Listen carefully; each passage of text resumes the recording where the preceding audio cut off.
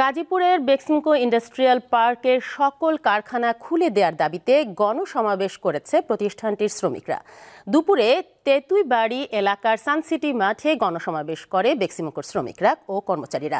সমাবেশে ৪২,০০০ শ্রমিক, কর্মকর্তা, কর্মচারী সহ এলাকাবাসীও অংশ নেয়। দাবি আদায় না হওয়া পর্যন্ত আন্দোলন চালিয়ে যাওয়ার হুঁশিয়ারি দেয় বক্তারা। বৈষম্য বিরোধী আন্দোলনে সরকার পতনের পর কর্তৃপক্ষ গত বছরের ১৬ ডিসেম্বর বেক্সিমকো ইন্ডাস্ট্রিয়াল পার্কের অন্তত ১৬টি কারখানা বন্ধ ঘোষণা করে। পরে বকেয়া বেতন আদায় ও কারখানা খুলে দেওয়ার দাবিতে ঢাকা-টাঙ্গাইল মহাসড়কের নবীনগর চন্দ্রা অংশ কয়েক দফায় অবরোধ করে বিক্ষোভ করেন শ্রমিকরা।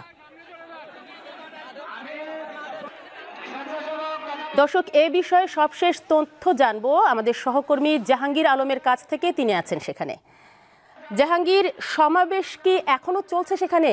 কর্মহীন কর্মচারীদের দাবির বিষয়ে কর্তৃপক্ষ কোনো কিছু জানিয়েছে কি?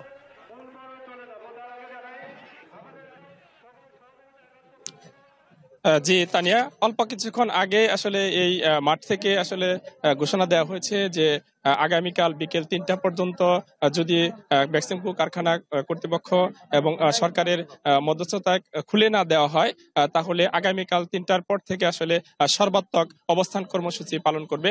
এখানে কেন্দ্রীয় শ্রমিক নেত্রী মুফসেকা মিশু আসলে ঘোষণা দেন। এরপরে যদি কারখানা খুলে না দেওয়া হয়, তাহলে তারা এখানে পরবর্তী সময়ে অন্যান্য কর্মসূচি সম্পর্কে জানাবে। তবে আগামীকাল ৩টা পর্যন্ত শ্রমিক এবং এখানে যারা অবস্থান করেছিল প্রায় বেক্সিমকো ইন্ডাস্ট্রিয়াল পার্কের ৪২,০০০-এর মতো শ্রমিক, পাশাপাশি এলাকাবাসী এবং অন্যান্য কর্মকর্তারাও কিন্তু রয়েছে।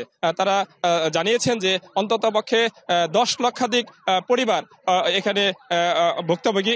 কারণ হচ্ছে যারা এই ইন্ডাস্ট্রির আশপাশে যে বাড়িঘরগুলো রয়েছে, ইন্ডাস্ট্রির শ্রমিকরা কিন্তু সেই সমস্ত বাড়িঘরে বাসা বাড়ি নিয়ে থাকছেন, তারাও কিন্তু ভুক্তভোগীর শিকার হচ্ছেন এই কারখানাটি বন্ধ করে দেওয়ার জন্য।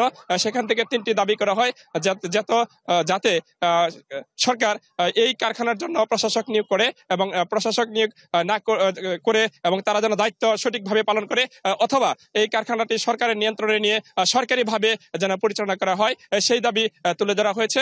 যদি আগামীকাল 3টার মধ্যে তারা এই দাবি সরকার না মেনে নেয়, তাহলে সর্বাত্মক কর্মসূচির ঘোষণা দিয়েছেন।